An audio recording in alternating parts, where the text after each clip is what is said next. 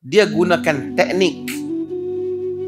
Walaupun bab qabat ni ada satu bab yang kita bahas, dia gunakan teknik. Kononnya bagaimana nak jadikan dia tu layak untuk benda yang sebenarnya dia tak layak. Sebahagian daripada angkat-angkat muamalat ni asalnya tak boleh, tapi mereka cari teknik supaya dia dibolehkan.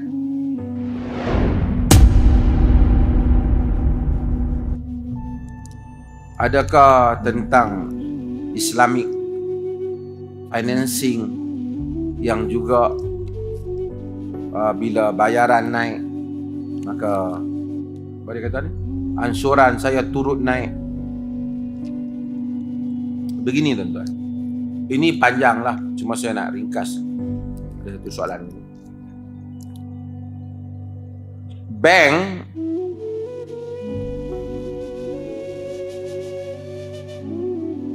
ini bila kita berurusan dengan dia, kita ada akad. Akad ni macam-macam perbincangan, ada perbincangan khususnya tentang masalah akad ni dalam muamalat. Dalam muamalat ni, apa yang diambil iktibar? Al-ma'ani atau al-mabani. Al-ma'ani maksudnya apa yang di sebalik akad tu, ataupun sekadar kalimat-kalimat akad. Saya buat contoh. Orang dulu punya cerita, dia kononnya lah, ni cerita nak bagi faham, ekstrim punya example. Dia tak layak terima zakat sebab dia kaya. Dia pun kata, tuan boleh terima zakat. Sekarang tak boleh, tapi sekejap lagi saya boleh terima.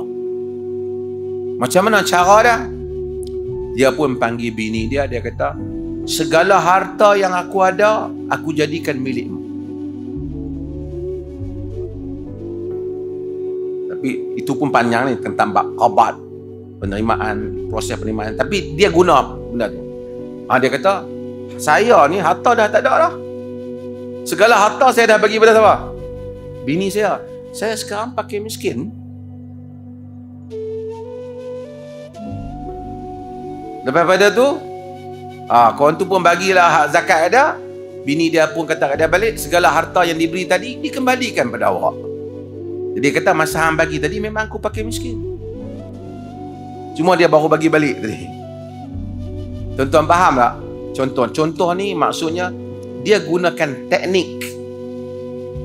Walaupun bab qabat ni ada satu bab yang kita bahas, dia gunakan teknik.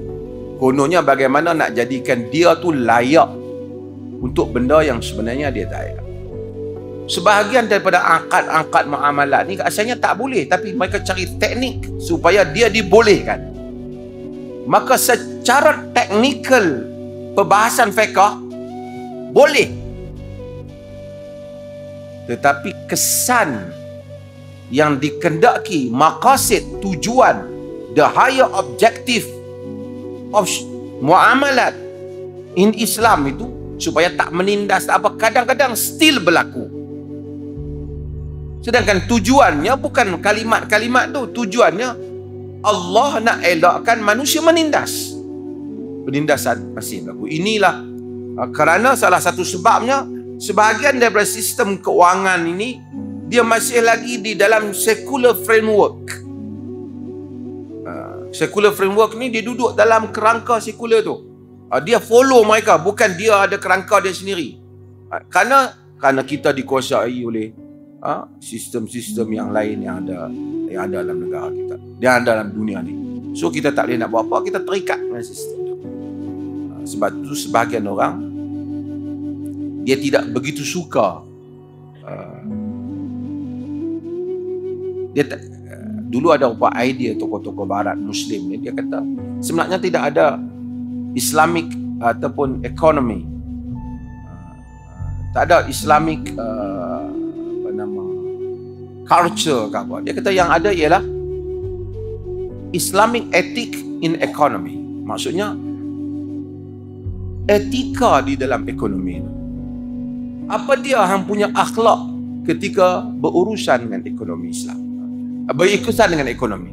Yang tu yang agama mau, bukan kau mewujudkan satu kerangka yang Islamik kerana dia tak riba, tapi kesannya itu lebih lagi daripada orang yang terlibat dengan riba.